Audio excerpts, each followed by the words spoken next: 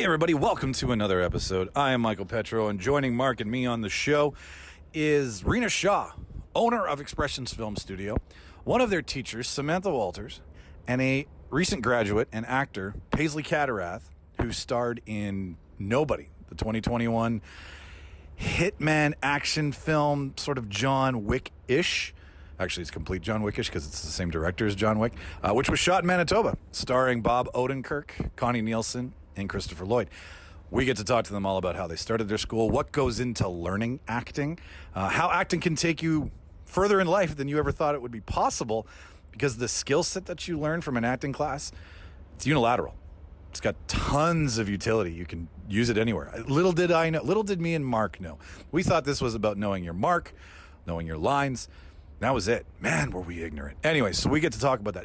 If you have ever thought about wanting to take acting lessons, this podcast is for you. So that's who's on the show. Right now, I'm doing this outside of my day job on my cell phone in a smoking shack, because tonight I'm going to see Jimmy Skinner do some live stand-up at Torque Brewery here in Winnipeg. I'm so excited for that. So that's why you guys have to listen to a shitty intro this week. If you want to follow us, if you're new to the show, therealdebaters.ca is the easiest place to do so. If you would like to subscribe, at Real Debaters on Twitter and Instagram. Twitter, not Twitter. And the Real Debaters podcast on Facebook. That's how you stay in the know with everything that we're doing, which would be a good idea because we're going to try to get back to our live events. We're going to do some stuff from movie theaters if they let us. We've got some big plans, so stay in the loop, guys. And if you want to send us an email, therealdebaters@gmail.com is how you do so. All the spelling is REEL. I have no analytics in front of me, so we can't celebrate the top 10. We appreciate everybody who spreads the word.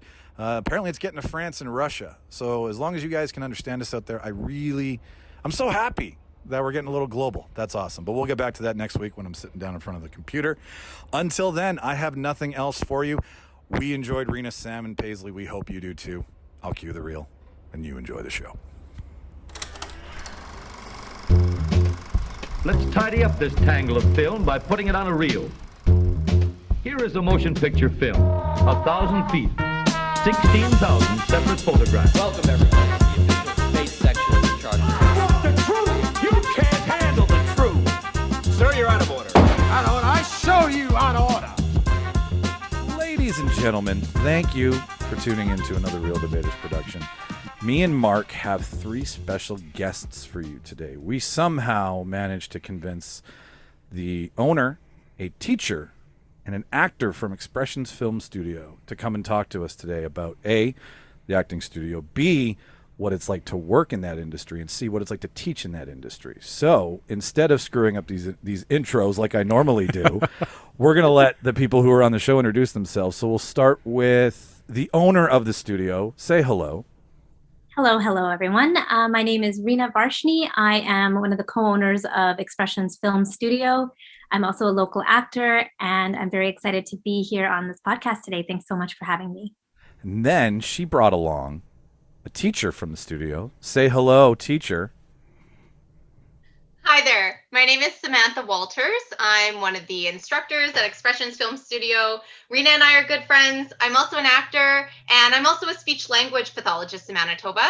So I work a lot with people on communication, and I'm excited to talk about my journey from acting into that world with all of you, and of course, all things expressions today. Perfect. And then we got lucky. We did. We got the talent, Mark. We have Paisley Cadorath from the film Nobody that was shot in Winnipeg on the show. Say hello, Paisley. Hi, my name is Paisley Cadorath, and I'm an actress, and I go to Expressions Film Studio. I'm a student there, and yeah, I'm excited. Thanks for having me. Thank you for saying yes. When I got the email that you were interested in coming on, I was like, oh, okay, this is going to be fun. So we like to be cheesy around here. And like any good movie, like I mentioned before, you don't really know where it's going to go unless you know where it starts. So we'll start with you, Reena. Why don't you tell us, kick it off with, where did Expressions come from? How did this whole thing begin? All right. So I'm going to take you back 10 years, which is actually really great that we're doing the podcast now because, yeah, it's been 10 amazing years, something definitely to celebrate. So this was back in 2011. I was actually teaching at another studio in Winnipeg as an instructor. I was teaching film acting to children, teens, and adults. And the children division at that particular studio, it shut down. And I had a few parents still interested in having their children train with me. So the idea kind of sprung from there, where I was thinking, well, I could maybe just have them come to my home every Sunday and maybe take them down to the basement. And I was like, well, that doesn't seem right. And I wasn't really sure. I love the sales pitch. We'll take them to the basement. I'll keep them in the basement. You know what, guys, you should see how hard it is to get insurance when you talk to people about teaching kids and wanting cameras and camera work with kids. It's a nightmare. You'll never get insured. Anyhow, but that's beyond the point. Paisley, blink twice if you're okay. She's okay. Everything's good. Okay. I don't know if you guys teach mime, but she was perfectly still, like flip book still. It was crazy. Anyways, like I can't believe what Reena's saying.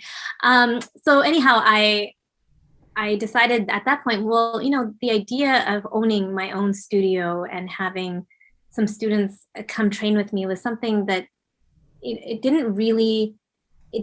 wasn't something I'd ever really thought about for a long time, but it kind of just came out of this opportunity where a door closed and another opened.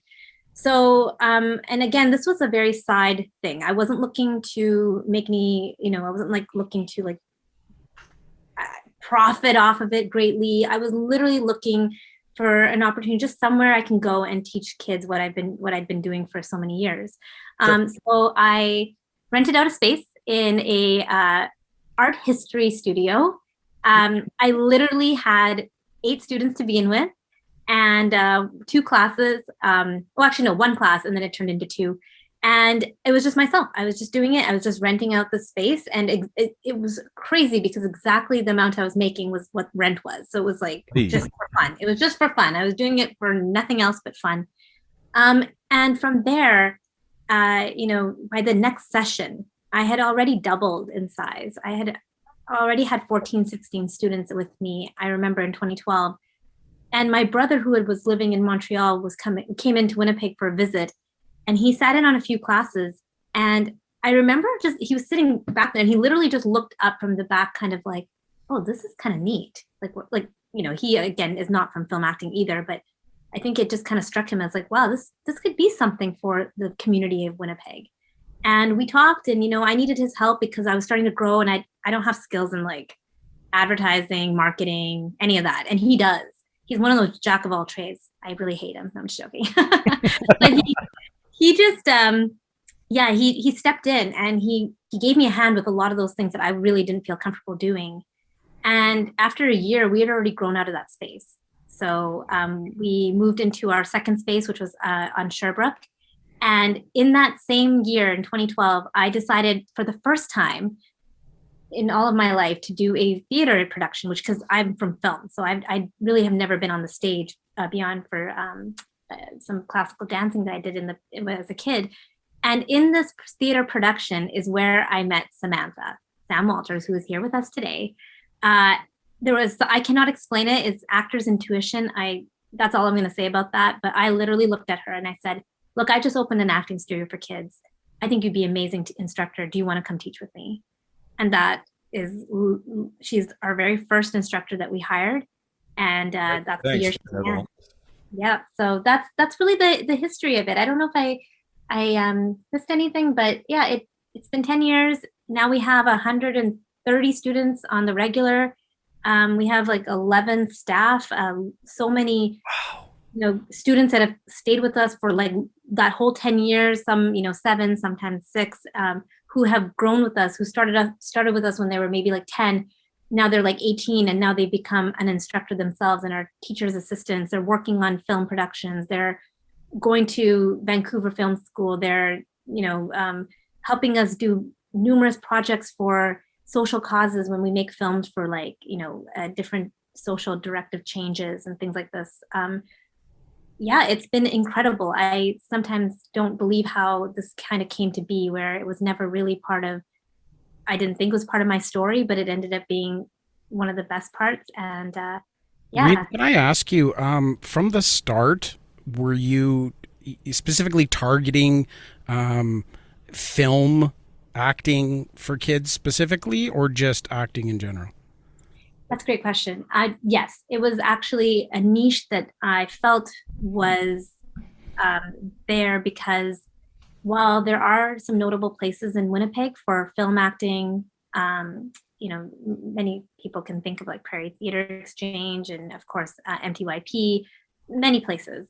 I found that there wasn't dedicated places for film acting for kids specifically that was highly accessible and not only like where an actor is teaching kids to act, learn to act, but like it's also about that quality of like, are you a good teacher though? Because there's a difference. Like there were some people in the acting community who were teaching acting, but from I'm just this is a little bit of speculation, but it was more so whether like I would get some feedback about whether, that it was the right person to teach children acting, because teaching children is a different ball game than teaching adults. Yeah, Totally. Yeah. And a lot of the studios that you would find back then, especially 10 years ago, there really wasn't a distinction. So that's where I kind of had found that niche of like, this is great because there needs to be a place for kids to go. I would have loved to have expressions when I was a kid. I was not good at sports. And I didn't like it. I didn't like the sports. I wasn't good at it.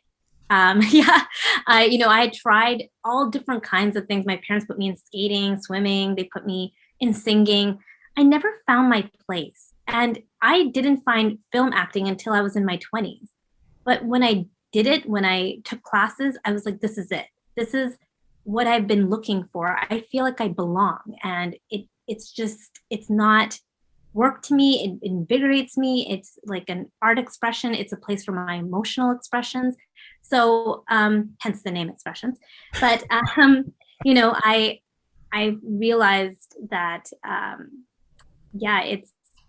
it's quite evident that it is from the heart.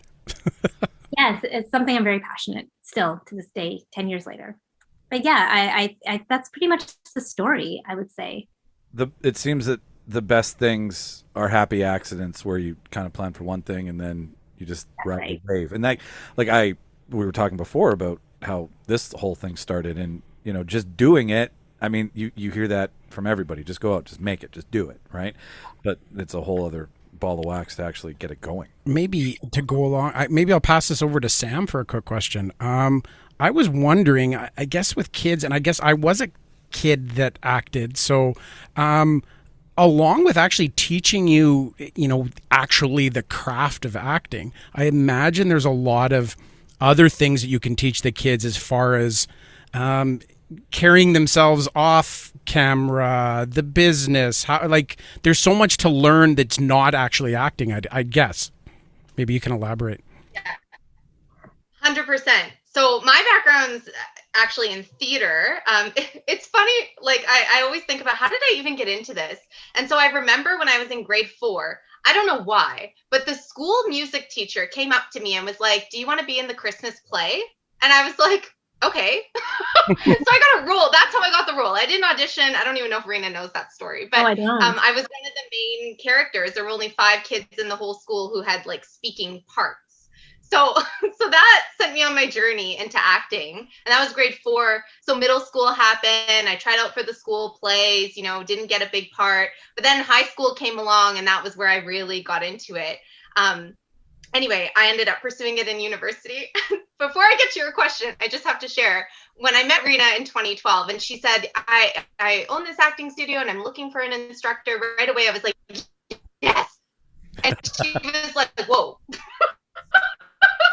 And then it was funny to me because I had actually reached out to a couple other studios and had said, I want to teach acting. I love working with kids. I love acting. I think I'd be great at this. And they never got back to me. But there was Reena, and we formed this great friendship. And now here I am. It's been amazing to see the studio grow. But all that said, acting's been a big part of my life since I was a young kid. And I am a firm believer that acting skills are skills for life. So 100%, we teach the craft of acting, but through that, kids learn how to be good communicators. They learn to be good public speakers. They learn about nonverbal communication, how to control facial expressions, gestures. How does all that get conveyed to the audience or the listener, the person that you're talking to? They learn improvisation skills, which, I mean, in my life, like in my work as a speech language pathologist, I'm using that all the time. And people always say, how do you know? How do you know what to just say? And I'm like, well, that's my acting skill, right? That's improv. Kids learn how to be good collaborators. They learn how to hone in on their creativity and own that, like be proud of, the fact that they can come up with something. They also learn how to be confident in themselves and make a choice and not just wait to be told what to do. And I know Reena and I have had lots of conversations about that, how the kids who come to Expressions and they stay for a few years, we actually see that journey. They go from saying, what do you want me to do? Waiting for the teacher to tell them, to actually making that strong choice and being bold and going for it, and then being able to take direction. I could go on and on. Flexibility. They learn how to, go with the flow, make changes, adapt. They learn teamwork. Like, I could go on and on. That could be a whole podcast. Well, let's hear from the actor's mouth then. Paisley, two-part question for you. Why did you want to start acting, and what are, out of the list of things that Sam just said, what are one of those things that you really enjoyed learning, or did she not say it yet? We got to go back to her. Well, so our family was like a really, we were a really movie family. Like, we always watch movies, and we still are, and we always watch movies, and then I love doing like role plays, like family, like role plays. I love doing that like with my friends and stuff. And I wanted to do acting class because I just love like acting, and like I do lots of games like that. So I was doing acting class I'm doing acting class for 3 years. And then I got an audition, and it was my first audition. And then it was nobody. And then I got a callback, and then I got the movie role, and I was really excited because me and my brother came home from school, and my mom was videoing me, and I was like, what is happening? And then me, and I ran across the street, and I told my brother Cowell, and he was so surprised. And then I was like, have you told Dad yet? Have you told Dad? Because he was at work. So then we called my dad, and then that's how the movie, how it was. So, okay, what's that like, going to school for 3 years and then this happening? Like, what was? Walk us through that day, because I mean, I got excited when I bought a new board, and I can't even tell you the happy dance that I did that day. But like, you've been in a movie with, like, are you a fan of Christopher Lloyd and Bob Odenkirk at all, Paisley, or are you like, did Mom and Dad watch Breaking Bad at home and stuff like that, or did you learn about this as you went along with them? Well, my dad was like a huge fan. He still is, of Breaking Bad and Better Call Saul. And my mom showed me, this is going to be your dad, and then she was like, wait, that's from Breaking Bad. And she only showed me the parts where he's in. And so I knew who he is and stuff. And I am a fan of, I am a fan of Christopher Lloyd because he was in, what's Dennis the Menace? There we go. Yeah. Okay. Totally forgot that one, Paisley. Well done. Deep cut. And so it was really cool because also Gage Monroe, he's a brother in the movie. Yep. He told me that he was in Paw Patrol. He was was he in Paw Patrol again? I think he was like the fire dog or whatever. Like Okay. Marshall. Yeah, Marshall. And it was really cool because he was only in like one season or something, but it was still really cool. Wow. I would say I'm insanely jealous. Mark, what would you say? I'm just wishing that I had. So you started? Did you start at 6 years old taking acting classes, Paisley? Yeah, I think so. Yeah. Wow. I couldn't even tie my shoes at 6. I didn't even know what shoes were at 6. That's so crazy. And then this happened. So okay, we're gonna jump back to Reena and Sam here for a second, Paisley. But we have more stuff for you. I promise. Oh, do we have stuff? We have stuff. So but with Reena and Sam, and you can all walk us through this, I guess. So what's you said the primary focus is so many things, Sam, but when you guys are organizing your classes, I guess if I'm a 9-year-old, what are you starting us off at? For all the parents out there who've got kids who are interested, let's start there. What would just a crash course here in how you would start getting into expressions, what would be some of the things they'd experience and some of the ways that they would start learning? You want me to take this and then you want to? Okay. So that's a really good question. If you were a 9-year-old or even if you were yourself, okay. I mean, I know we are a youth, and I'm not suggesting that you're not part of youth, but it's okay if you are. It's fine. Yeah. So if you're interested in joining expressions, the first thing obviously we would want you to do is take a look at our website. We have a website that's fairly thorough with all of our film projects, with descriptions of each class, with our schedule and registration form, which is all online. So you can get a feel of what it's all about. But specifically, in looking at like where to start, it's more so to do with two things, and there's reasons for it. One is we do look at age groups in terms of wanting to ensure that it's not about really keeping kids the same age, and for the reason of like, okay, well, that just all the 7-year-olds should be with the 7-year-olds. But it's more so to understand the curriculum that we set out. We have lesson plans that are crafted for each session, for each class, and the content fluctuates depending on the level and the age group that you're teaching. So, for a 9-year-old, we would start you off in one of our core classes. This is where we first start. Now, fun fact for you, maybe it's fun, maybe it's not so fun. I don't know. It's all fun. It's all fun. Keep going. You know what? It's actually a sore spot for me, so I don't know why I'm calling it fun. Okay.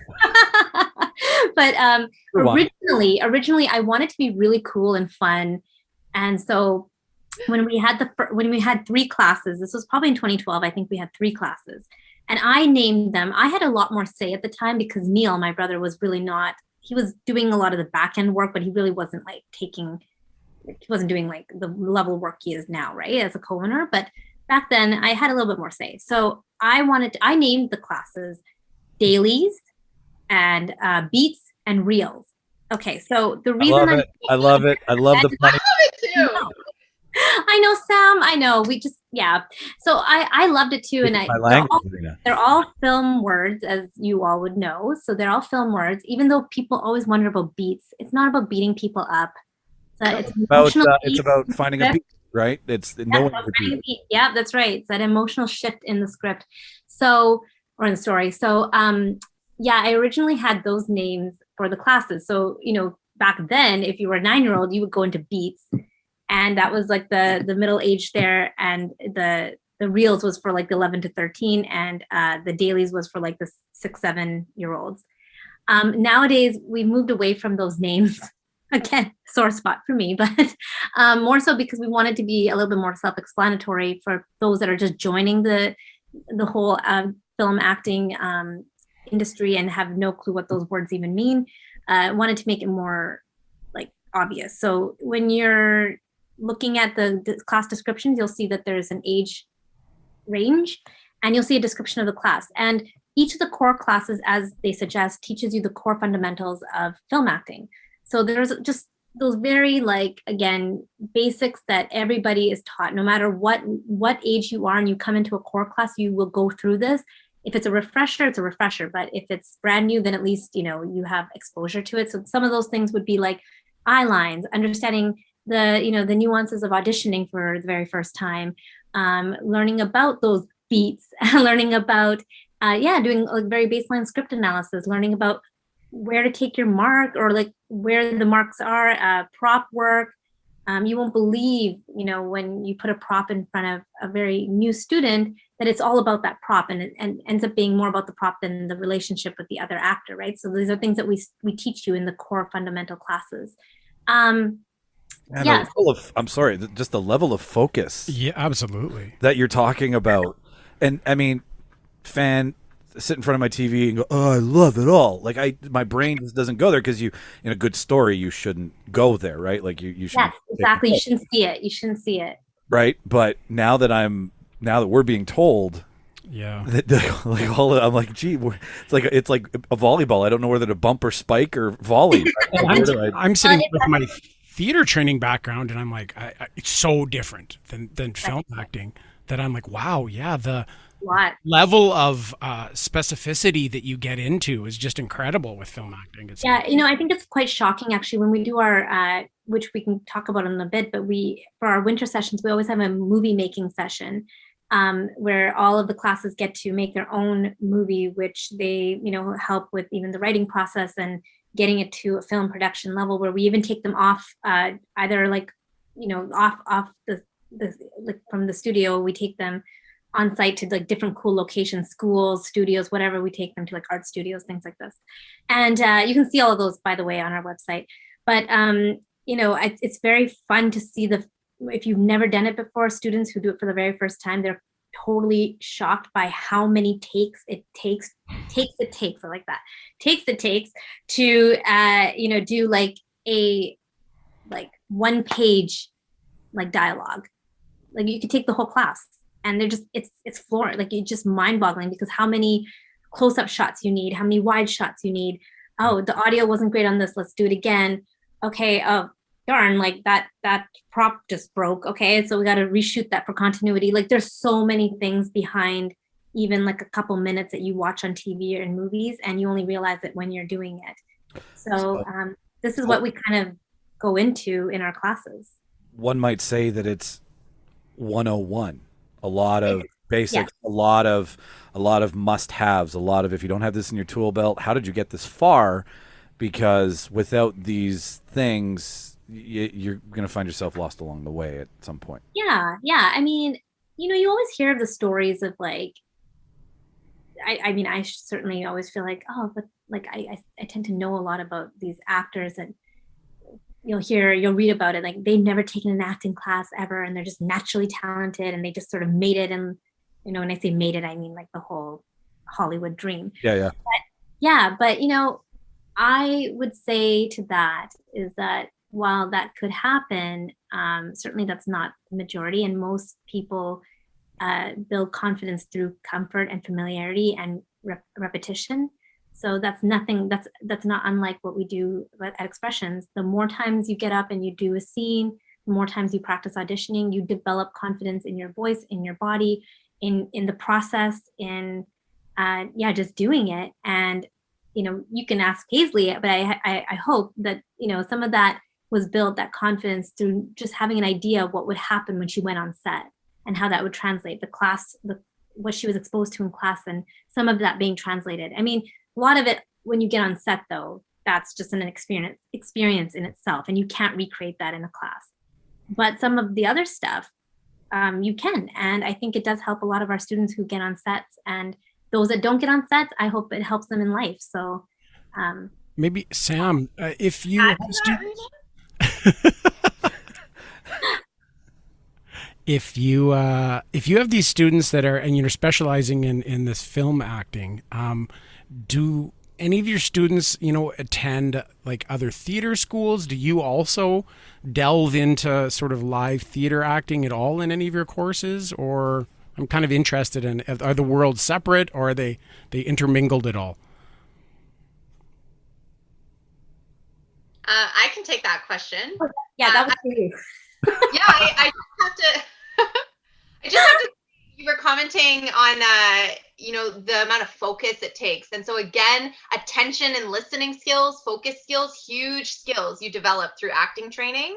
And then also perspective taking. So Reena was talking about how the kids learn like, oh, that camera, we need to shoot Sam in the Sam Reena scene, but then we also have to shoot Reena listening to Sam. And so then the kids start to quickly realize, oh, it's not just about the person talking, it's about the talking and the reactions. So they really gain an appreciation for what that looks like in communication, that natural back and forth. And we always instill this understanding of, acting is so much more than saying a line. And in fact, when you are not saying a line, you are still acting. And that's something we work on in class. And that's you asked about, what do we kind of start with, the fundamentals? That's often one of them. It's not just about saying the lines, it's about listening. Oh, absolutely. Yeah, I would imagine that. And you want to be the one saying the line because the camera's on you. I mean, we're all human, right? I'm a ham for a camera and a microphone. It's horrible what I will do for attention, but that's an only child thing, I'm pretty sure. And so the question about theater and do we delve into that? So we're a film acting school, but we always have conversations in our classes about, okay, let's talk about acting. So what is acting? And I mean, there's different ways you can define it. One of the quotes we love at Expressions is acting is living truthfully under imaginary circumstances. My favorite. Oh, I like that. I do like Yeah. that. So and we talk about that, like we break it down in the classes. Okay, what does that mean? What does that actually mean? Let's talk about that definition. I also like to teach my students about how acting is listening and reacting. That's what it is. It's the back and forth, listening and reacting. So we talk about what is acting, right? And that applies to film and theater or whatever, right? That is acting. And then we talk about, okay, what is film acting? What is theater acting? What are the similarities? What are the differences? So one of the similarities is that the whole back and forth, right? Listening and reacting. Some of the differences, I mean, just kind of an obvious one that the kids always know is, oh, theater is bigger, it's larger than life, whereas film is much more subtle, much more naturalistic. So that's usually the one that right away the kids are like, oh, I know that. I know that's a big difference. Cabaret. Yeah, and then the other one that the kids always know is, oh, well, theater is in front of a live audience and film is film, right? It's recorded, so you can actually cut a scene, stop it, do a retake, but theater's live. So that requires a different skill set. In film, we have the luxury of being like, oh, that was bad, let's do it again. One more take. Yeah. We have those conversations. Yeah. And then in our classes, like there is an element, I guess, of that whole in front of a live audience when we're doing our scene work. The kids will be up doing a scene and the others are watching. So I guess we are kind of delving into that world a little bit, but all the instruction and feedback that we're giving them is about being natural, being true to life, realistic, because that's what film acting typically is requiring. Yeah. Well, yeah. Yeah, and I can imagine. I mean, I've only been in front of a camera once or twice, but there's so many things going on around you that have nothing to do with what you're supposed to be doing. Like you were saying, you're supposed to be living a truthful scene, but there's people doing things that are completely unrelated. And I think for younger kids, that's a huge skill. Oh, yes. Oh, yes. Like that, like when, even for myself, when I've been on a few sets and I've got like a boom, like, an inch above my head and a camera that's like 2 inches from my face, yet I'm supposed to be immersed in this conversation, this like imaginary world and live truthfully in it. But literally, like you see, like, I don't know, 50 people like around doing different things, wires, cables, this, that, and the other. This is where the film training, I think, really kicks in and helps you, because you do learn to kind of literally like just block all of that out and just focus on that person that you have this story with. It's in a relationship. You are looking into their eyes, you are looking at them, you're looking at their body language, and you're trying to do something. So we learn about like finding that objective in the scene, or like finding, what is it that you're looking to do, the goal of that whole. And how valuable of a skill is that in life to be able to? I think it is a valuable skill. Like I didn't mention this before, but in my day job It's like, yeah, Sam and I have like day jobs and we have this on the side, but in my day job, I am a people operations manager, or in other words, human resources. And I believe wholeheartedly that one of the reasons that I think that I'm great with connecting with people is the skills that I've learned through acting. The ability to really be intuitive about body language, about people's just overall emotions, and just being able to, like offer solutions because again of that improv skills that we learn. And and to be able to fully focus on a person and block everything else that's going on in my life and everything that's going on with me and be there for that person and just listen and focus. So we can see that Paisley's clearly one of your star students because she's sitting here listening so she's such a good listener. So well. Like I mean, I think she's about 35 from this angle here, the way she's just sitting there and listening and not interjecting. You've mastered a thing, Paisley, that we still haven't at our age.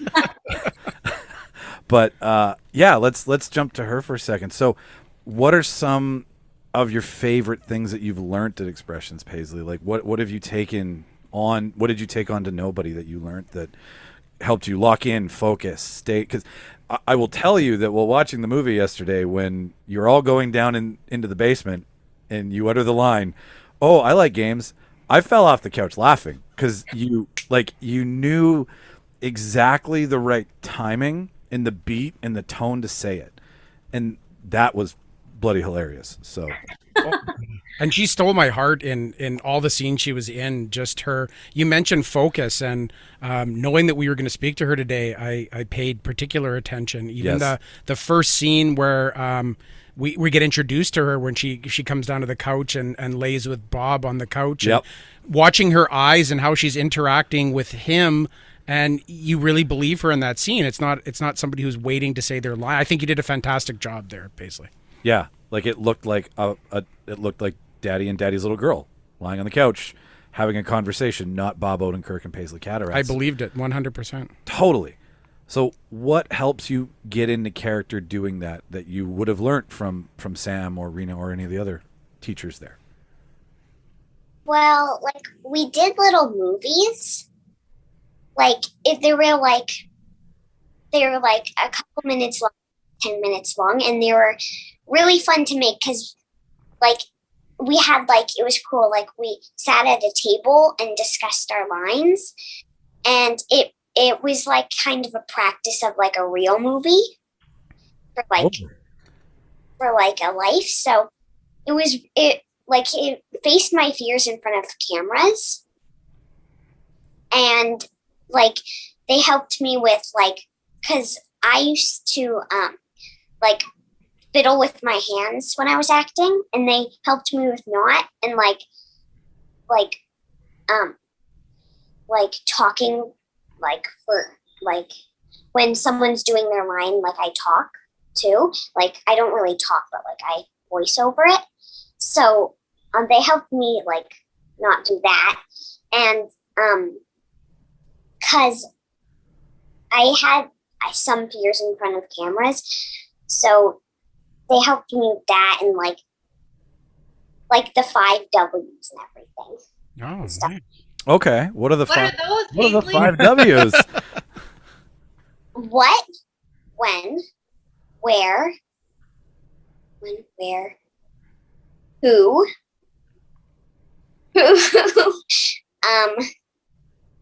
what, when, where, who. I don't know the last one, sorry. Why do you think we asked you this question? Why, Paisley? Why? Why? There you go. Oh, That's so great. Oh, that was so great. Yeah, and just let you know, that's what we were talking about before. What Paisley's talking about the movies is the movie making session that we do every single winter. This year was the first year where we were not able to do it because of something called the COVID pandemic, but we did it. We did something anyways. We still did a little movie where people basically filmed themselves. We filmed over a virtual platform and still Yeah. made Movie. Yeah, no, We did cool. a movie. Yeah, that's great. Sorry, Sam. We still did the movie. You're right. We just didn't do it in the normal way. But yeah, that's what Paisley's kind of talking about there is that we do a table read, then we like take that script that has been written again with some of the kids' ideas, and usually the instructor and writes this short film, and we have somebody on camera. We have somebody doing the like the booming. Like sometimes the students do these things so that they can learn about post production as well. And we go off to like we've taken our sets to like different schools in the city, to the University of Winnipeg. We've filmed in an art studio. We have filmed in a lot of our different instructor homes. Again, this is pre-pandemic. Yeah. So while we are on the topic a little bit, have you been able to operate during the pandemic, or how is that affecting you? So obviously it affected us majorly. It would be a lie to say that it didn't impact us quite negatively, especially the first lockdown was really difficult, as was for most places of the arts community, especially, but a lot of local places had the same issue. So yeah, we ended up shutting our doors, just like we have right now. And then when things were better, during the summertime, we were able to run our camps, which are a big hit. Typically, we sell out very, very easily, especially our stranger. Sorry, I'm forgetting what it's called. No, it's not. What is it called, Sam? Stranger Things? Yeah, but we call it something different, don't we? Stranger Summers. Stranger Summers, thank you. That's what but it's based on Stranger Things. That one's a big seller. So we ran the camps, and that was very successful. And then we had fall, which was also quite successful. Like we were almost sold out completely. And we had the in-person classes with the social distancing, with the masks. Very, very difficult on many levels, because as you can imagine, in film acting, when we're talking about like looking at the other actor in the scene and being in that moment with the other actor, looking at their eyes and understanding like what's going on for them, how they're saying that line, their body language, very difficult to do that when most of your face is covered by a mask. Also, the other issue was like our instructors didn't even get to see their students' faces, and the students never saw the instructor's face. So it was very odd in that sense to build relationships that we normally build. And, like, of course, there's some other technical difficulties of like, how do you film when you have to be socially distanced? How do you like play certain kinds of games or do exercises with that type of distance? So there's a lot to keep in mind. And we also reduced our class sizes. Our class sizes are typically 8 students, which is our sweet spot. And we ended up having to take it down, to 6 when we've done in-person classes. So, and then unfortunately, fall got cut short in the in-person because of the, I guess it was the second wave at that point, a second lockdown. And we moved into the Zoom platform, which was fine because it was like the end of the session and we just sort of made it work. But we decided that for the winter session that we would just do it only on virtual means, and it would just be a Zoom session. It was okay, is what I'm going to say. I don't think that what we do translates very well over a virtual means. It can be done, and we did do it. And we're proud that we got through it, and we didn't have to completely shut down for the winter term. Would I do it again? I don't think so. So what you're saying is film acting doesn't translate well to the screen. I have to share a couple points. No, I gotta share. So when I was teaching the Zoom session, like it ran from January till March, about 10 classes it was, so 10 weeks. And I have to say, with all the virtual stuff going on in the world and, all the changes, like it's hard. It's been hard on everybody, really hard on the kids. But every Saturday morning when my class would start, I'd start all the classes with just like a check-in. You could share anything you wanted. And so many times, so many of the kids, like multiple kids, would say something like, I just look so forward to acting class. Or I just love having this group. I just love getting to see everybody. And I was like, like, so even though, yeah, it's not the same as it is in person, but it was still this like great joy in everybody's week. And I'm just so thankful that we were still able to make it work. And I think the kids really did appreciate it and take something away from it. With the whole Zoom thing, when we were doing scene work, we actually leaned in to the Zoom platform. So we wrote scenes that were happening on a Zoom call. Yes. Yeah. Wow, that's just ingenious. That's what you got to do. Embrace the challenges that you're having. Yeah. Yeah. And the kids would always say, like, I don't get it. How are we going to do a scene when we're on Zoom? And it was like, oh, well, your scene's going to be happening on a virtual call. And then they were all like, oh. so yeah, it did work when we leaned into it that way. But, would it work if we weren't doing it? That would be harder, I think. I think a lot of the technical difficulties that just happen always whenever, you're trying to do it this way. It's really hard to maneuver. Like if you can imagine if a student's having technical difficulties and doesn't know how to fix something that's going on, it interrupts the class in the sense that like you want to help the student, but at the same time you've got other students waiting to do their scenes. But then that student, like, you don't know what to do because you can't see what the issue is. Is it like something like you can't visualize? You're not there. So there's all sorts of kind of problems. The distractions at home. There's loud noises. There's all these reasons. But I have to admit, I have to agree with Sam that, again, I am glad that we did the session because I know it meant a lot to our students during one of the hardest lockdowns where Winnipeg was in a lockdown, and for all of February, where we were literally in a deep freeze for pretty much the whole month. That was not easy.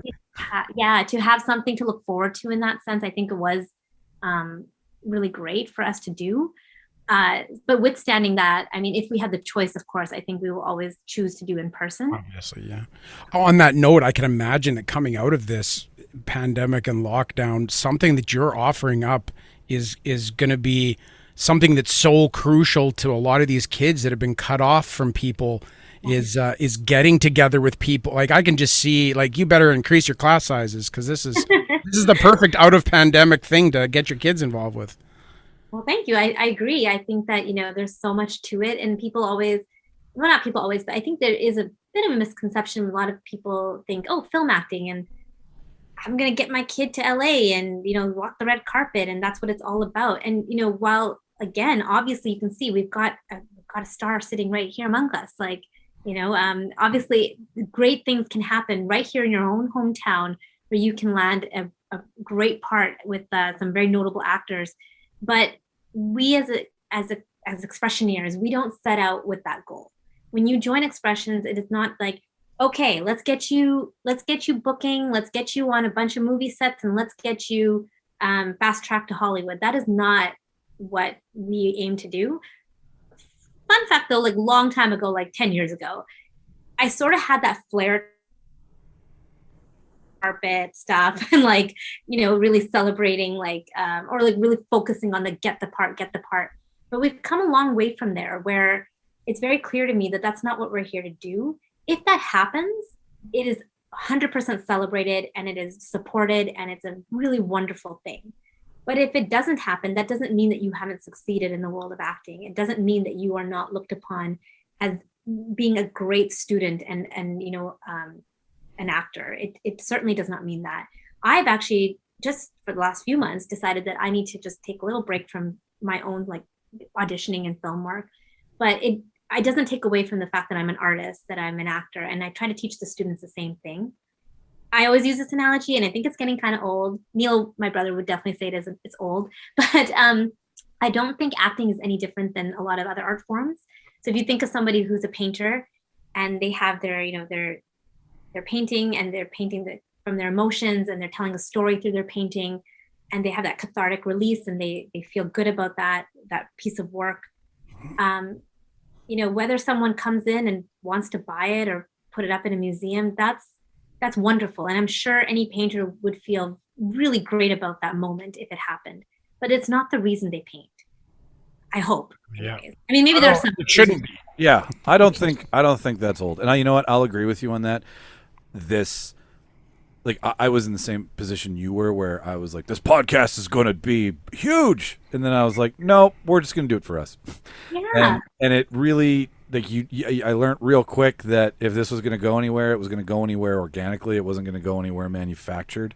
So now we just sit and That's chew the fat. And, But the important thing is that you, like you said, you're doing your art. Yes. And as Sam has explicitly taught us today, that these skills that transfer over into real life, getting up and speaking in front of your class, in front of your workplace, like these are all, I think there was a 10-step program of how acting changed my life. Was that right, Sam? Where can we purchase it? Is there a 1-800 number?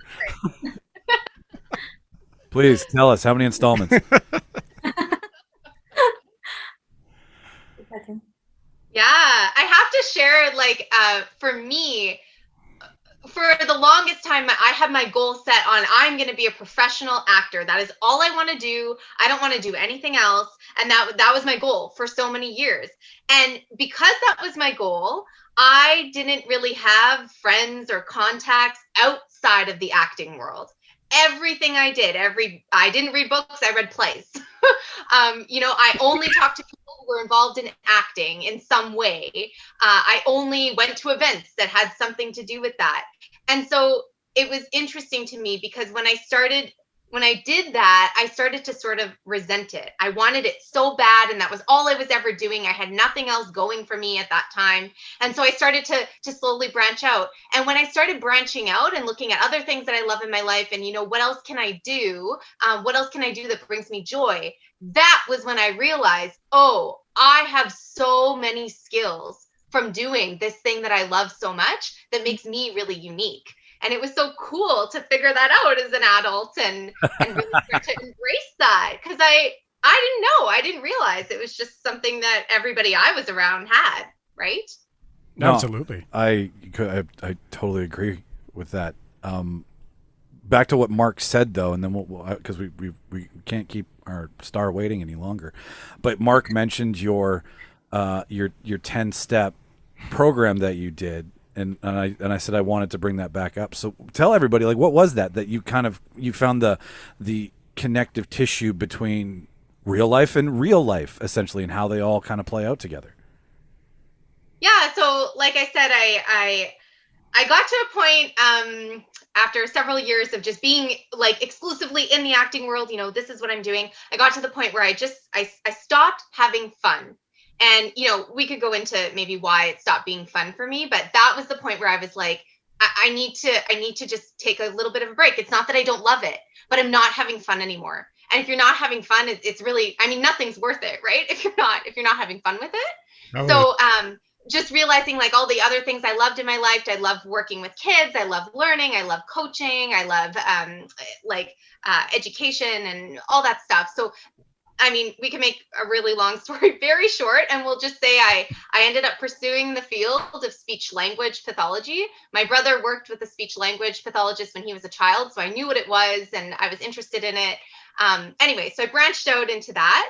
I now work as a speech language pathologist, and it was in that work, my first year, where I had several people saying to me, you're different. Like, I don't know, you can like come up with things on the spot. You're really good at telling stories. You're so good at talking. And I was like, whoa, okay. And then I thought, no one's ever told me that before. It only happened when I got out of the acting world that I started to hear that. And then one day I said to someone, oh no, what happened is a coworker of mine said, I guess you were just born that way. And I was like, oh, no. I was not born that way. I learned those skills in acting class. And then she was like, oh, tell me about that. So then I started, in my head, I was getting all excited because it like hit me, right? In my late 20s, I was like, oh, wow, I've been spending all these years developing this amazing skill set. And I feel like people don't realize it. And we all should take an acting class. That's really what it comes down to. I smell a Sam Walters corporate retreat thing coming up here. Take your executives from your work and learn the skills of acting that can be applied to the business world. Yeah, and that really, it ties into how at Expressions we teach acting skills, right? It's not just you come to it with that natural ability. We're teaching these skills, and they can be taught. I think that's really important to know. And FYI, yes, I believe wholeheartedly that Sam will be a motivational speaker. She already is. You will see her book out shortly, I think. So look out, Tony Robbins. So watch it, buddy. Sam's coming for you. She's coming for the market. Paisley, I would love to know what your tricks are to stay in the moment, to be so focused. Like, what's your process? Because from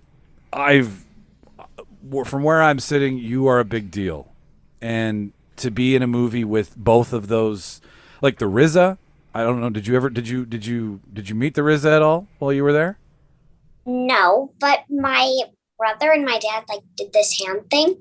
I don't really remember it, but it's like a thingy, and it was like a hand thing. I don't remember it though. Yeah. No, that's fine. That's fine.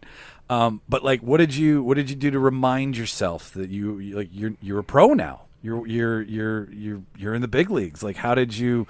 What's your trick? Tell me, because I don't have it. Well, I love I love being myself, but I also love to be different people, like in a different world I'm pretending to be in. And there's this thing that I do, like I did like multiple times in Nobody. I did like when they were about to film, I had my foot up when we were gonna walk, and I had my foot up like about to walk, so it looked like I was already walking. And I always did that. And I just like, I pretended I was like in a real life. Like they were my actual parents and he was actually my brother. And I was like, because I loved, you already know, I told you I love doing role plays. So it's just like I'm doing a role play, but people around you filming. How much of your character in Nobody was Paisley, and how much was a character that you created for the movie? Well, this is kind of funny because in the, like, before I got the role, I actually had a kitty cat bracelet. And of course you did.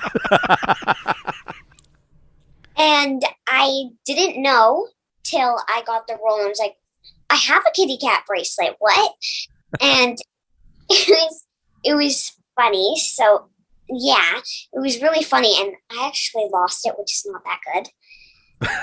You won't tell them. And yes. My question is that your character was so, and I don't know, maybe Paisley, if you realize it, and I know that Sam and Reena, I don't know if Sam's seen the movie yet. Have you? I haven't, no, okay. But I'm gonna watch it.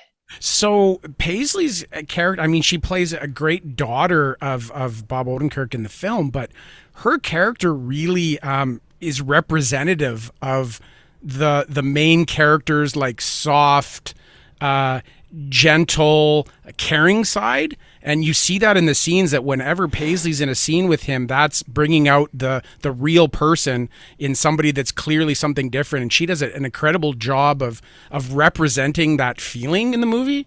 And I just wanted to get that across to you, Paisley, that you weren't just a great kid in the movie, that you did a good job of representing a real feeling in the main characters. Thank you. Well, I do have, because in the movie, I was supposed to have a good relationship with my dad. Mm-hmm. And I have great relationships with my parents. And, it's hard to explain, but, it seemed as though whenever you came into the scene, you really stole it, but you also, you were always really, it was a happy, all the scenes you were in, you brought sort of that, the love, if you will, right? I know what every time you were in a scene, Paisley, it became happier, and a relationship between you and your dad came through. That through all the violence and through all of the drama and through all of the hiding and lying, you were the one thing that he was anchored to the most. And what Mark's saying is you did a very good job showing us that this evil guy has this soft side, and you're it. And even within the family, because your mom and your brother in the movie were sort of distant from your dad, but you were always the one that sort of brought him back and made him care again. Like, he's like, in the movie, he said he's a family man, but he's, crazy. He's like, John Wicky. Yes, that's a new term. And he was a family man. He had definitely a soft part of him too. Like, half of him was soft, and then the other half was like John Wick. and Yes. I don't want to spoil anything, but like one of my favorite parts of the movie was when at the end she said, like, he was like, does this house have a, and then she said, a basement? Yeah. Yep. One So don't spoil it, Paisley, but you're pretty much the cause of this whole movie, because if it wasn't for that kitty cat bracelet, I don't think any of this would have started. Yeah. Thank you. So it's all your fault, or Really? it's all because of you, which is good. I got a follow up to this. I'm going to get a little nerdy here, Paisley. So bear with me here. I'm a fan person. What is the director of John Wick like working for? I mean, is it Ilya? Ilya? I don't know how do you pronounce it? Ilya. Okay. What's it like working with Ilya? Because he turned John Wick, which is a crazy guy, into a huge series, and now you've gotten to work with him. Like he's Ilya. The kitty cat bracelet is the puppy. That's exactly what it is. Oh my goodness. The kitty cat bracelet's the puppy. Well, it was really good working with him. Like working with like a director really like made me like feel like I was like You made it. really yeah. And he was really like nice, and like he said really good things, and like he was really on to the script and stuff. Like he had it like all like he already knew what he was doing. So we did it like my parts in the movie. It went by like pretty quick, which is like good and bad because I love doing that, but it's good because like the movie's done quicker, so it can go out quicker. So yeah, he was like really on point, I guess. Yeah. So to take that back to Expressions, Paisley, did these ladies and Expressions prepare you for your time that you were on the set?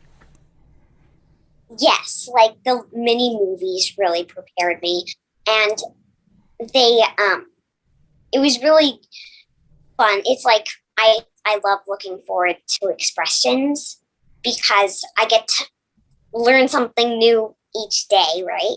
So I learn something new all the time, and they really like prepared me for the movie too. It's like the movie's coming. I need to get prepared. So like it made me feel like there's so many movies, and they also taught me like if you get an audition and you don't like get it, there's way more coming. That's a good thing to learn. I think that's probably like as someone who's never auditioned for anything, I think that's probably one of the strongest things you should take away is to know that there's always more. Like this is not because does it feel like I don't know, Mike. I would say that you auditioned for creative communication and you didn't get it, and then you got an opportunity right after. All right, fair enough. That's true. That's why he's here. That is a real life skill that you learned. That is rejection. I can convey rejection really well. Listen to every other episode of the podcast. No, I'm kidding. But yeah, no, that's what are like Mark said, like it's really cool, Paisley, that you're so well rounded in your craft. Starting at 6, like I hope to see you do lots of things. Me and Mark both would love to see you be more of the softer side of somebody. There's some star power there, I tell you. I'm not just barking up a tree here. There's some real star is born. We have no investment in your career. We just want you to do well. So like this is all sincere. But Can I add something about Paisley? Like Mark, I think you had said, Paisley, you're so present when you're acting. And I think we should talk about that because I totally agree. I've been Paisley's teacher. So I agree. She is very present. But let's think about why. Because we break that down in our classes and we talk about that. How do we be present in a scene? And it really comes down to listening. Are you truly, fully listening to the person that you're doing that scene with? And not just their words, but their body language, whatever it is that they're conveying, their emotions. Are you truly listening and reacting to that? Or are you thinking about your next line? Mm-hmm. And Paisley doesn't think about her next line. She truly listens to what's going on. She reacts. And then when it's her time to talk, she knows because she's truly listening to what's going on. Well, Sam, I'll tell you, there's a scene in the movie where Paisley is laying on Bob's chest and she's not looking at him. They're both looking up. So she has her back to him the whole scene. And she does an incredible job of, you can tell by the look on her. And again, I focused a lot on her actions and her eyes, and because we knew we'd be speaking to her, and she does such a great job of conveying that she's listening to him without even seeing him. Yes. And I noticed that like the first day I taught Paisley, I was like, oh yeah. So we talk about, she's so present. It's that listening piece. And Paisley, I hope you know that because we've talked about that in class. That's when your powers, you really got that skill down and people clearly see it. And that's why you're booking jobs and you got fans. Yeah, that's interesting. It takes it back to what we said at the beginning is I think the things that I noticed most about her performance were the times that she wasn't speaking. Yes. I can't wait for you girls to see the movie. You're gonna, I wish they could put this on the poster. John Wicky, Paisley Cadorath. Like it just, that's 100% what it is. And I hope they make a sequel of this. I really do. Like it's another fun series. It's silly. It was great to see Winnipeg painted in the background and splashed around in it. But and I want to know if Paisley gets her kitty. Yeah. Did you get to keep the bracelet? Did you get to take that home? Well, I didn't get to keep the bracelet, but can I get one thing? Yeah. It's just... Yeah, please show us. Oh, I have a lightsaber in the background from Star Wars, like from Galaxy's Edge in Disneyland. So if she's got like cool movie stuff, I am 100% game. I will wait here an hour for it. If she brings that cat from the... Okay, what do we have? What do we got? What do we have? Come close, Paisley, so we can get a nice look at this. Okay, so we have... It says Abby, nobody. Oh, is that from your dressing room? Yeah, it was on like the trailer where I get dressed and ready for the scene, and it says on the thing Sammy, like on the movie thingy, Sammy, but I think they might have changed it to Abby or something. But it's between Sammy and Abby. So, yeah. That's awesome. That's pretty cool. That's really awesome. What are some, like we've talked about a lot of reasons why. What are some of the reasons, the myths, the urban legends, the things that get in the way about what would stop somebody from coming to you guys and wanting to do this that parents have or that people have in general? Like what can you say to people that... Let's dispel some... Yeah, exactly. Dispel some rumors out there. Well, yeah, there's definitely a lot of, I think a bit of it comes from what I was talking about earlier is this like misconception of, if I wanted my kid to go to expressions and wouldn't we want to like fast track my child to like Hollywood and like would is that kind of like the kid that goes to expressions is the kid who wants to do this professionally, like again, Hollywood, LA. There's that misconception. The other one I would say is very, very common is my child is shy, is not extroverted. So I don't think that, they'd be good for acting. Definitely false. We have all different kinds of students. We have students who are definitely self-proclaimed shy or introverted. We have students who are off the wall energy, who need a place to kind of hone in on that energy and have a place to focus it in. We have kids who are some with, some who are, working through some like speech things, which, one day I hope Sam can like step in and do some cool stuff with them on her whole like professional spectrum of speech pathology. We have all different kinds of students and different kinds of backgrounds. There is literally nothing I can think of except for a child who's not willing to give it a shot, not willing to try. Beyond that, if you're willing to try, if you're willing to give it a chance, it may or may not be for everyone, but the point is that the door is completely open for any child. As long as you have a good attitude, you're willing to try, come in with like some, with a positive mindset, see what it's all about. And beyond that, no, there really wouldn't be any. How about you, Sam? Any other things? Yeah, I don't really know how to word this, but I'll try my best. I will never forget this. I was out once. This was years back now with a group of friends, and I met their group of friends. So I met this new group. None of them were actors. They had nothing. They didn't know anything about acting. They weren't involved in that community. Nothing. And at the end of the night, one of the people said to me, "I can't believe you're an actor." And I was like, "Why?" And then they said, "You seem so normal." And I'll never forget that, because I was like, what does that even mean? Like, they had this perception that actors weren't normal. And I don't know. I'll never forget that comment. I was like, what? And so I think one of the myths is like, oh, acting is for somebody who's not like me, which is so not true. Acting could be for anybody, like Reena's saying, right? Somebody who's willing to try, somebody who's maybe, interested in exploring their creativity. It could be for anybody. Like, yeah. So I don't know if I worded that right, but I'll never forget that comment. Well, while we're on the topic of some of the downsides or issues, any horror stories about acting parents? Oh my goodness. No names. We're very good about no names. Just yeah, absolutely. I will say this. The challenges in the 10 years that I've been doing this, people often think it's about, the unruly kids or like I could count on just one hand how many times, it was about like a student's behavior. Probably wouldn't even be able to get all 5 fingers up counting about that. It's not the students. It never is. It is parents, and there's various reasons for that, but a lot of it does come down to like what we were talking about, like having some misconceptions of what expressions is here to do, or like how we, how difficult it is to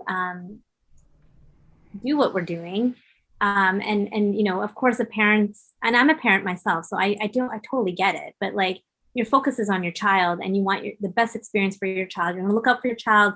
You want your child to have the most lines in everything that they do. You want your child to be on screen, have most screen time amongst everyone else.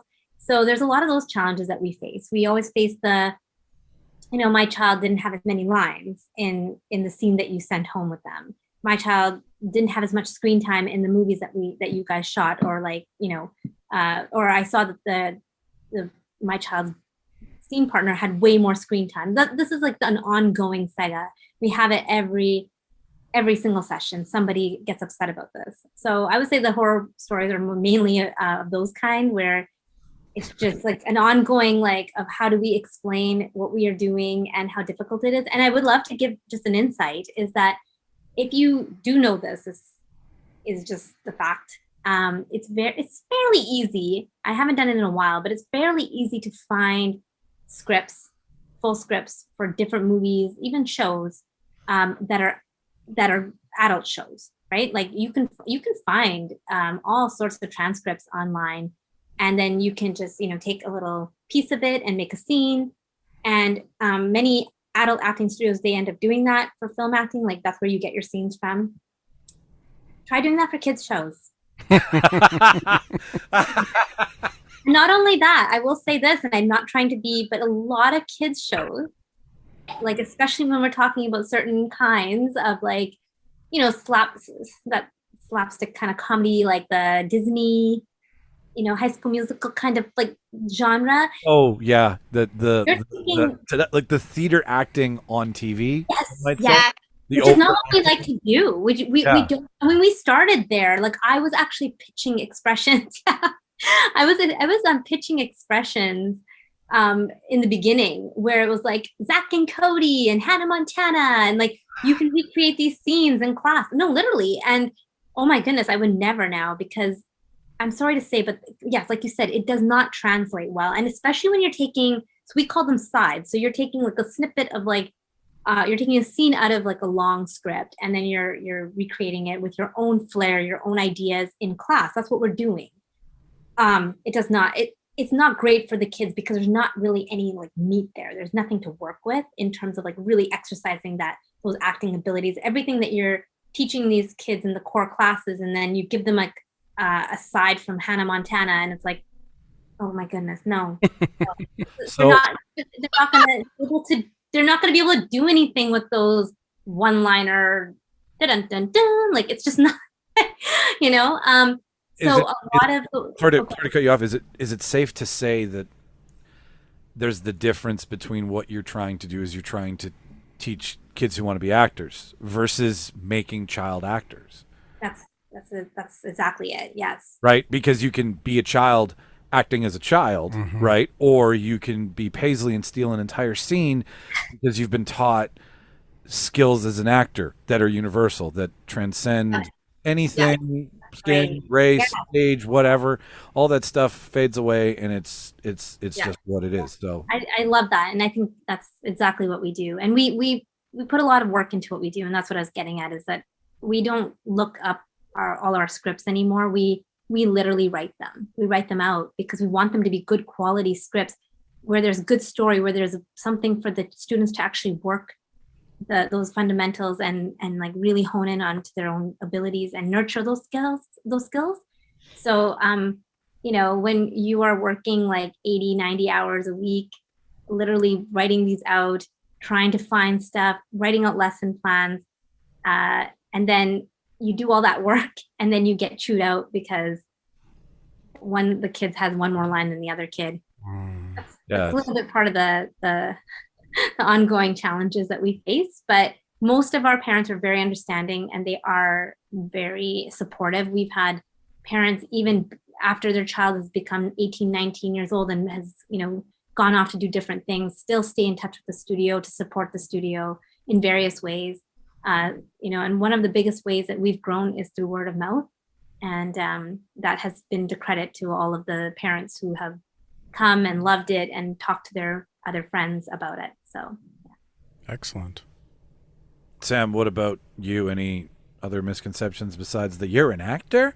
Because I mean, I can see that. Like when you have like I was watching the other day, and I mean, method acting is incredible to see the final product, but I think it was Will Smith who was talking about somebody else, and he went full method on 6 Degrees of Separation and found himself in love with Stockard Channing at one point. Like it got really, because he was talking about how you assume a new character and then you realize that you're essentially a character as well, but then you get lost in the two characters because you've realized there's a break between the two. So it's just nice to see that you've got a perception of what you're trying to teach in a very healthy way that transcends so many different industries, situations, ideas, right? Like I want to take an acting class just to be better at what I do, right?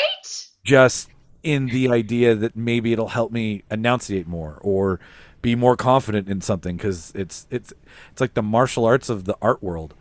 Yeah, I like that. Well, I think another misconception. Oh, sorry. Go ahead. Go ahead, Sam. I think another misconception is people think we're just acting, and I say that in air quotes for the podcast. People think we're just acting, so we're just putting scenes up and doing the lines, and we're not just acting. We're teaching acting. And so how Reena said, we've started over the years creating our own scripts so that we have meat there for the students, and also so that there's lessons built into those scripts. So for example, one thing we talk about when we teach the kids in class, and Paisley can definitely speak to this, we talk about creating a moment before. Yeah. So if your script starts with, hey, let's say that's your first line, hey, what is happening before you say that line? What are you doing? What's going on? What is the other actor doing? Oh. You need to create that. And that may or may not be in the script. You as the actor need to create it. You don't wait for somebody to tell you what to do, you create it. And so we're teaching the kids how to do that so that they're ready to go into an audition room and be able to create those moments on their own. I never even thought of it that way. No, that's interesting. That, yeah, like the cold turn it on.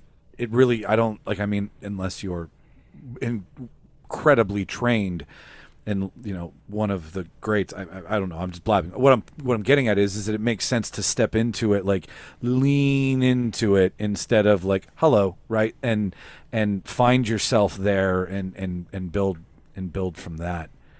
Wow, that's... Yeah. One of my favorite exercises in class is what we call a contentless scene. So it's contentless. It might just be a couple lines. Hey, how are you? Fine. I gotta go. Bye. So those are your lines. And then depending on what you choose the 5 W's to be, who, what, where, when, why, that scene could take a totally different tone.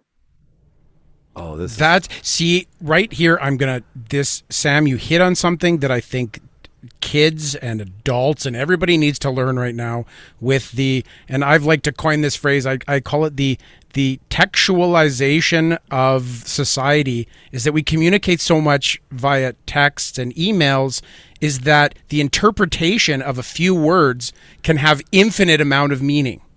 Yes. Yes. And that's interesting that exercise would really teach kids that, the way that you interpret something or the 5 W's that you put behind it can completely change what a few words means. And so it's great to see in a class of 8 when, in a non-COVID world. So we have 4 groups. So we group, 2, 2, 2. So we got 4 groups there. They all have the same lines, but they're all going to choose different W's. Right? And so then we get the kids to show each other, and then they get to see, whoa, that's how Paisley and her partner interpreted it. And this is what we see. But this is how, Mike and whatever, Johnny decided to interpret their scene. And this is what we get. And then we talk to the kids about how it's all about choices. And you, as the actor, you get to make those choices. Boy, is that an important life skill. Yeah. Can you make an exception for 2 middle-aged men? We'll pay. I'm an adult class. Okay, I'm down. If Mark, I think I'm still above your cutoff for your adult class. We didn't talk about this, and I don't know if it's something just to quickly mention. Yeah, but no, please do. Yeah. Paisley's uncle is one of our long-term instructors at Expressions. He started off with us long before we knew about Paisley, and then found out. I think then obviously Paisley must have learned about Expressions possibly through her uncle, and that's how her journey kind of came to be. Is that right? Is that right, Paisley? Did you come through that? Yeah, I forgot to say in the story that like he's like what I wanted to like grow up to like him. Oh, He's really good at acting. Oh yeah, so. Matt is incredibly talented. Yeah, because you'd mentioned, Paisley, that your family's a movie family, like lots of movie nights and obviously working actors in the family and instructors, and you're carrying the torch forward. Before we let you go, who do you want to work with? Like for my next movie, or in general, who do you want to play on screen with? Well, your hopes, your dreams. Of Reese Witherspoon. Okay. We do too. Big Little Lies. Big fan over here in this house. Yeah. And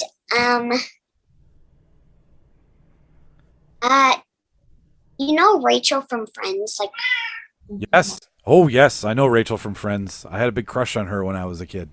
Jennifer Aniston. yeah, those are like my movie, like my dream movie that I want to be in is I want to be like like scary, like The Ring where she had like Oh, yes. Jeez. Okay. Yes. so yeah, like in a movie I want to like play a very scary character. Oh. There's always scary kids in movies. They scare me the most. Yeah. Scary children are far scarier than scary adults. Yeah. I have a funny story. Please tell us.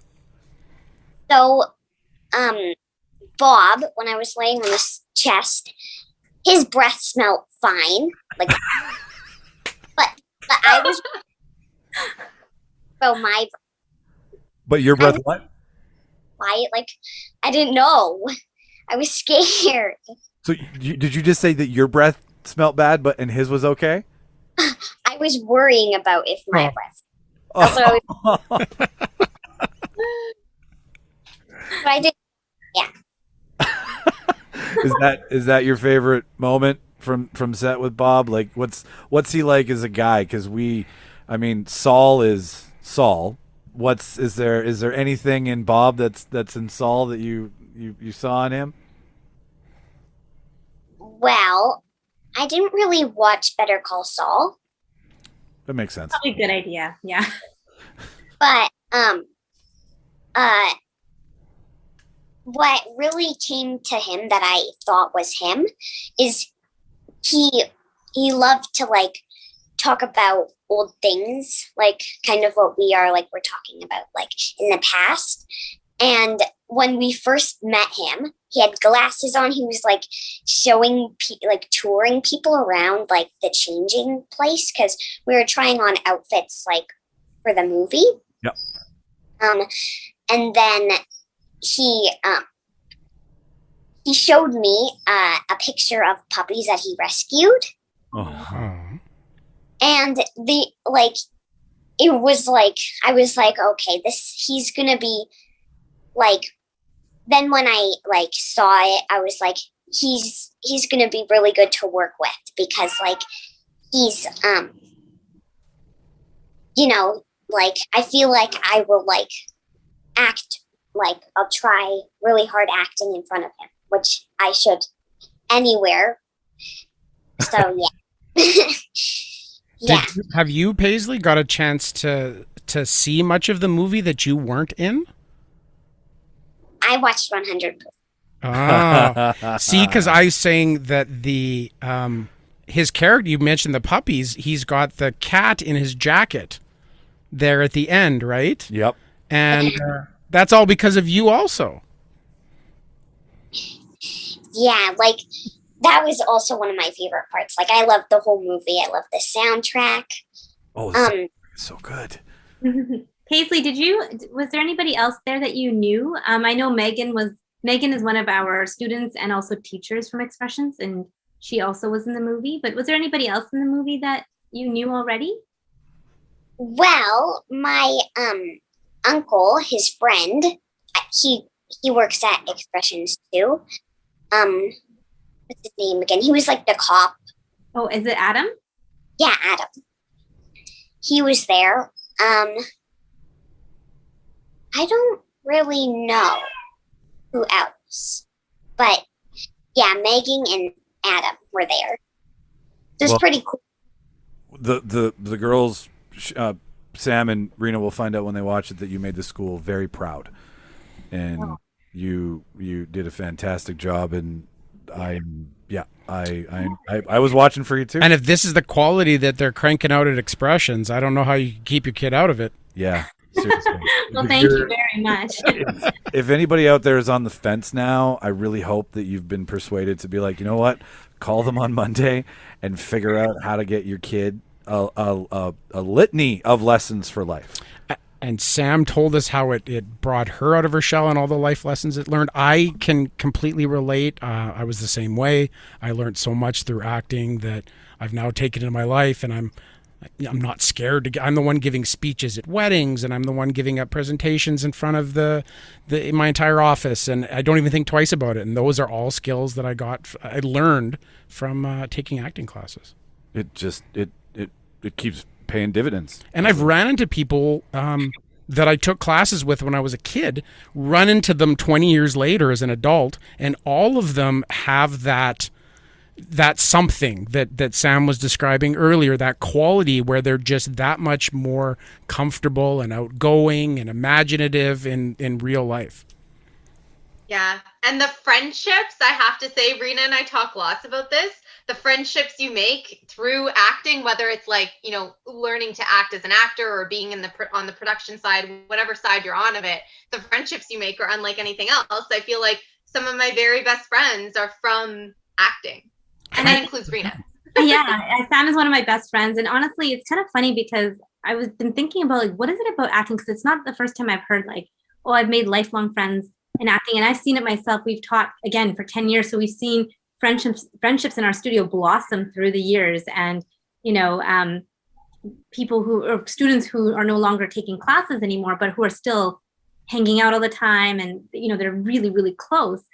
And one of the reasons I think it is, and I've been thinking about this for a while, is I think that because we focus so much on being yourself, like finding your voice, like you don't have to do the customer service voice when you're in a scene. You don't have to high pitch it and be like, hi, like, bring it back into your body. What is your real voice? Who are you really? And like what Sam was saying before about empowering your ideas, like in that moment, rather than looking at the instructor thinking like, did I do this right? It's like, well, what do you think? Like, do you feel good about this choice in the scene? How do you feel in the scene?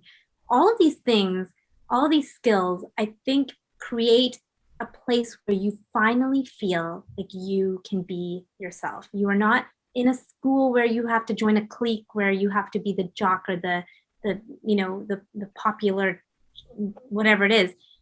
You can come and you'll be sitting amongst all different kinds of students from all different kind of walks of life, all over the city, and we're actually sit with us.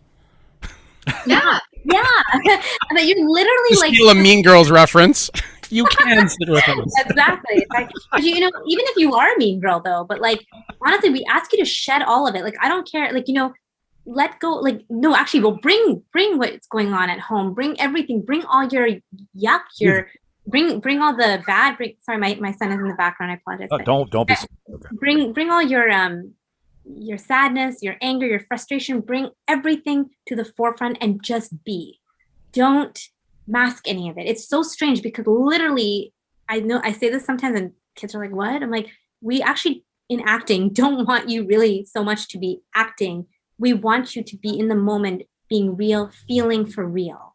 I don't want like boo-hoo, I'm sad. Like I really want you to tap into what does sadness feel and look like for you and allow yourself to go there. So I think that because we ask you to shed so much and be yourself, and as people start to tap into who they really are and get comfortable in that, and then others start to do the same thing, and then there's connections that are formed that are actually truly real and bonded in that truth, that's what transcends. That's why these friendships last for years and years. And that's why there's something about it that I have, like my best friends all from acting. And I have a lot of different friends from different walks of life, but there's nothing like meeting somebody where they have seen your raw truth and you've seen theirs and you bond over that. It's a beautiful thing. Absolutely. I think more parents should be considering getting their kids involved in something like acting instead of or in addition to sports and dance and those definitely, because it's a very different thing, right? Like what we do, it's not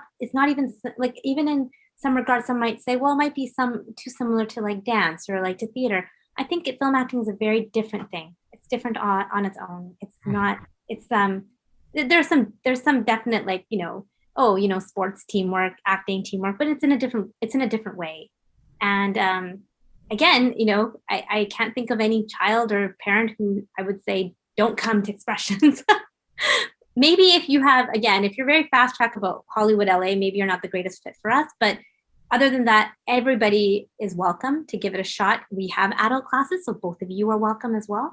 And if you're, if you, after a few classes and you don't find it's for you, and that happens sometimes, and that's okay too, but at least you gave it a shot, you tried. What has been your oldest student to come through Expressions doors? So currently right now we have one student, her name is Angeline Shaheen. She has been with us from the very first year and is still currently taking classes and is also a TA. We've had, other students who are teetering on that literal 7-8 years for sure.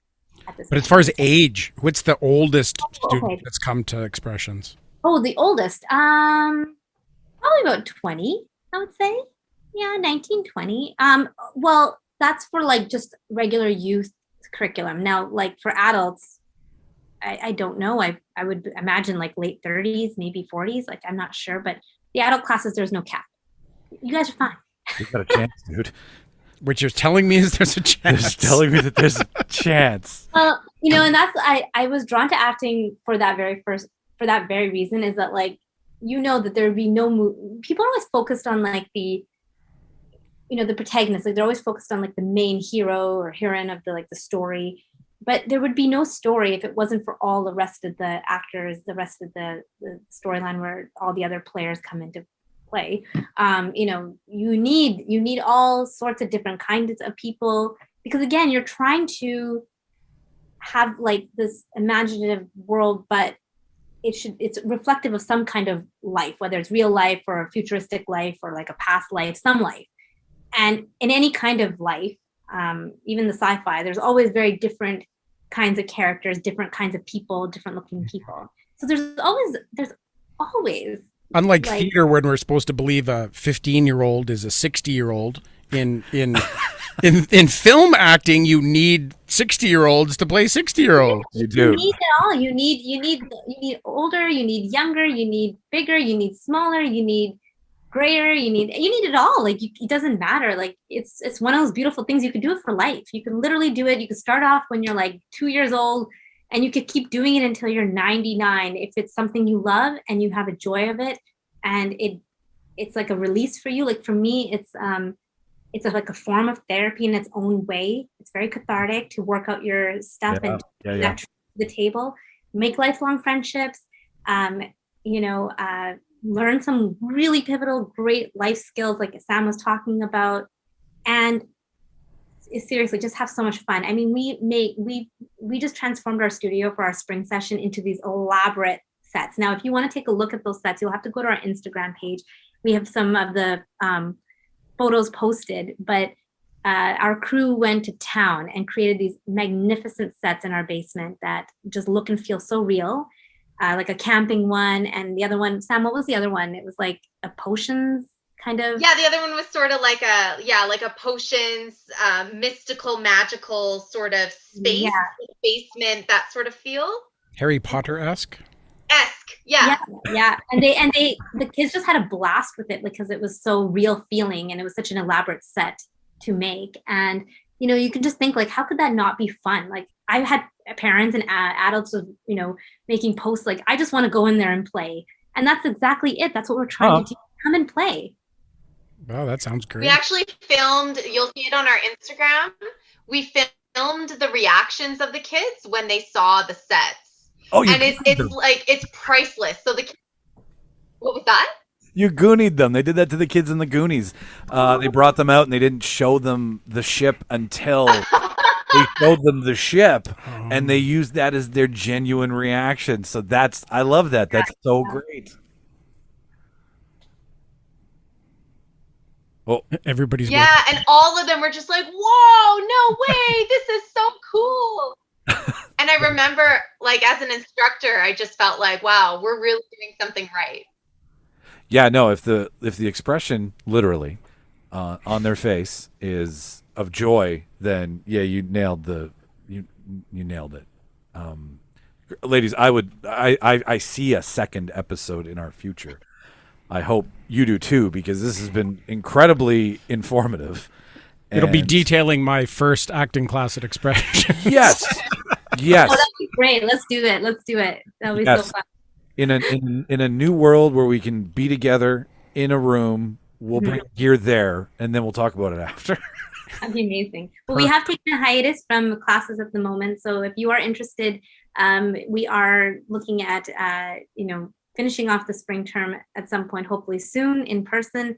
But we have summer camps. All of those are listed on our website. Some of them are already starting to fill up. So if parents are interested, make sure to take a look at that. And and we'll be celebrating our 10 years somehow. I was not hoping to do a virtual celebration, but it's okay to hold off. Don't feel the date dictates that you have to do it. That's true. That's a different idea. Get your kids out of that pandemic. Get them out of the basement. Get them away from Zoom, and get them out there in the real world. Yeah. No, there's so much for your kids out there, guys, to learn from everybody at Expressions. Where can people find all your information? Tell everybody where they can find you so they're not lost. We are on all of, well, I don't want to say all because, I think there's a lot of social media platforms. There is now. I'm no longer aware of those new ones like Snap and things and I don't even know if companies can have a website on those or like to have a site on those. But anyways, we are on the normal ones, which are the Instagram and Facebook. We're on there. So we're just type up Expressions Film Studio. It'll take you right there. Our website is, just www.expressionsfilmstudio.com. And all of our information is on there, including a little bit about us, all the instructors. The registration is all online. It's very easy to do. And all class descriptions. But I have to say that one of the best thing on the website is the link to our video creation. So the movies that we shoot during classes and like the ones that Paisley was talking about earlier, those are on our website, some of those. So please take a look and fun and enjoy. Well, and I also want to add, you can audit a class. So if you're reading, the descriptions and you're kind of like, oh, I don't know. I think my kid would like it, but I'm not sure. You can always reach out. It might look a little different right now with COVID, but in a normal, whatever that looks like now, you can always reach out. We can talk about auditing, come in, observe the first class, participate, see what you think, and we can see if it's the right fit. That's a great idea. That is a great idea. So there you go. It's a win-win situation and no risk. And in addition to Expressions, Paisley, where can we follow your burgeoning career? Do you have a Instagram? Do you have a TikTok? Do you have anything? Well, I have an Instagram. It's Paisley. At Paisley Cadorath. Okay, perfect. Sorry, my mom's over there. At Paisley Cadorath, and I probably will be making a TikTok too. You're gonna have to show us how to do it because we're trying to figure that out right now ourselves. So when you start one, maybe you can teach two old guys like us how to TikTok Paisley. Definitely. Are you taking a minute, or do you have something coming up, or are you just kind of hanging out for a second and enjoying post nobody life? Yeah, I'm just chillaxing. It's the summer. It's so hot. That's the perfect answer. Well, ladies, stick around. We're going to close the show out here, but stick around so we can say bye properly.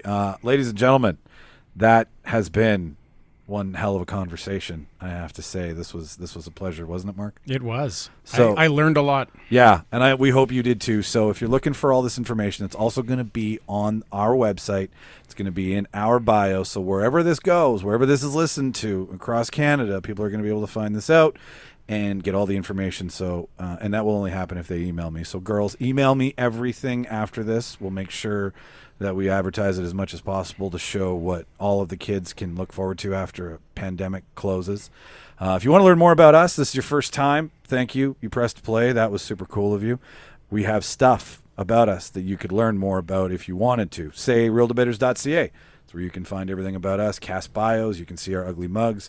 You can learn about our bios. We've got some movie bios there that we're working on. Yes. Mike, is this part of our Real Talk series? It is, actually. And you know what? I've actually decided to opened that whole entire series up to anybody who works in film. Nice. So we're just doing interviews now, basically, instead excellent. of kind of closing it off. So. And for everybody to know, we've interviewed people in all facets of film, from makeup to set design to stunt work to cinematography, direction, writing, intimacy coordinator. Intimacy coordinator, exactly. Sharon Bayer was on the show recently. So check a look at that back catalog. Mark makes a perfect point to go look at that stuff. And then when you're done, if you want to support the show, you can either donate or you can throw stuff at us if you want through our prop shop. It's where you have our skateboards, our hoodies, our T-shirts, our swag, if you will. And if you want to contact us, email us at therealdebaters@gmail.com, and you can follow us online at Real Debaters on Twitter and Instagram. I have got nothing else. Reena and Sam, thank you so much. Paisley had to go. We've kept her up past her bedtime, obviously. And girls, it was a pleasure. Thank you so much for coming on the show. Thank you so much. Thanks for being on your show. Thanks. Anytime. I've been Michael Petrow. Mark Cowell. Watch all the movies, kids. We are gone.